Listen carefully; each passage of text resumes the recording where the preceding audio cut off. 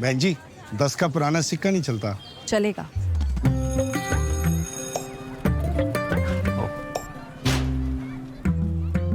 दस के पुराने सिक्के बच्चों ये अब नहीं चलते। चलेंगे। कितना? 210 रुपए।